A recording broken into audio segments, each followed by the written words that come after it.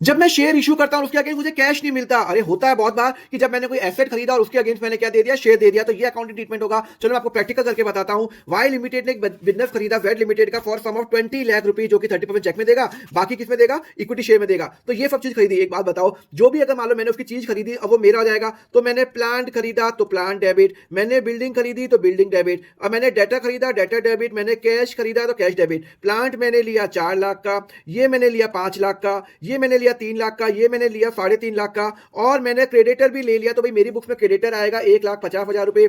मैं वेंडर को कितना दे रहा हूं, मैंने कितने पे खरीदा, मैंने वेंडर से लिया, वेंडर अकाउंट को मैंने बोला कि भैया मैं तेरे को 20 लाख रुपए दूंगा। क्या दूंगा, 20 लाख रुपए दूंगा। अब एक बात बताओ, शॉर्टेज आ रही है क्या? चलो देखते हैं। तो 4 लाख रुपए प्लस 5 लाख रुपए प्लस 3 लाख रुपए प्लस 3.5 लाख रुपए माइनस 1,50,000 माइनस 20 लाख, तो मतलब 6 लाख की शॉर्टेज आ रही है, मतलब डेबिट कम आ रहा है। तो हम क्या करेंगे, हमने उसको ज्यादा क्यों दिया, उसकी कंपनी की वैल्यूएशन तो 14 लाख रुपीज ही है, मैंने 20 लाख रुपए दिया। इसका मतलब है ये जो डिफरेंट फिगर होगी वो हो गई मेरी गुडविल हो गई, कि भाई मैंने 6 लाख रुपए की उसको गुडविल दी। अब वो बोलता है कि ये जो वेंडर को मैंने उसको जो पैसे दिए, तो जो भी यहाँ पे डिफरेंस आएगा डेबिट में तो गुडविल में आएगा। अब वो बोलता है कि मैंने वेंडर को पैसे दिए, कितने मुझे मुझे कितने देने हैं, 20 लाख देने हैं। बोलता है आधे तो मैंने चेक में दे दिए, 30% चेक में दे दिए, मतलब मैंने 6 लाख रुपए क्या दे दिए, मैंने चेक में दे दिए, और बाकी का मैंने इक्विटी शेयर दे दिया। मतलब 20 में से 6 तो मैंने दे दिए, 14 लाख रुपए मुझे और देने हैं, और मेरा एक जो शेयर है वो 14 रुपीज का है, तो 14, इसका मतलब है 10,000 मैंने शेयर दिए हैं। तो to equity share capital 10,000 share 10 lakh रुपए, और मैंने उसको सिक्योरिटी प्रीमियम कितना हो जाएगा मेरा 4 लाख रुपए। भाई टोटल मुझे कितने देने हैं, 20 लाख देने हैं। 20 लाख में फिर मैंने 30% तो दे दिया बैंक के थ्रू, बाकी 14 लाख मैंने चेक के थ्रू दिया,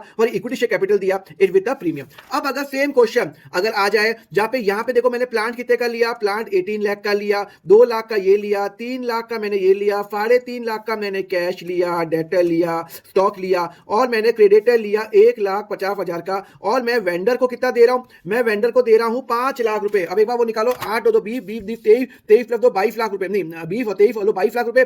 22 में से मैं उसको सिर्फ दे रहा हूं 5 लाख रुपए, मतलब 17 लाख रुपए क्या हो गया, 17 लाख रुपए मेरी यहां पे शॉर्टेज आ गई, तो वो मेरा बन जाएगा कैपिटल रिजर्व। तो ध्यान रखना, अगर क्रेडिट साइड में शॉर्टेज आएगी तो कैपिटल रिजर्व होगा, डेबिट साइड में शॉर्टेज आएगी तो वो क्या बन जाएगा, मेरा गुडविल बन जाएगा। अब ये जो 5 लाख रुपए है मैंने कैसे पे किया, वेंडर को मैंने पे किया 5 लाख रुपए, वेंडर डेबिट करूंगा। वो बोलता है कि भाई मैंने उसको पे किया कैश के अंदर, कितना पे किया, 2,40,000 कैश में पे किया, और बाकी मैंने प्रीमियम में पे कर दिया। तो 5 में 2.5 गए, तो 2.4 गए, तो यहाँ पे बच गया आपका 2.6, तो 2,60,000 divided by 13 equal to 20,000 share दिए। तो टू इक्विटी शेयर 2 लाख रुपए, टू सिक्योरिटी प्रीमियम 60,000 रुपए मेरी हो जाएगी। क्लियर है, समझ में आया? तो जब भी यहाँ पे शॉर्टेज होगी तो ध्यान रखो, यहाँ शॉर्टेज होगी तो गुडविल आएगा, यहाँ शॉर्टेज होगी तो कैपिटल रिजर्व आएगा। अगले लेक्चर में करेंगे जब हम अंडर को इशू करेंगे तो एंट्री क्या होगी, उसके लिए फॉलो करो अकाउंट फंडा।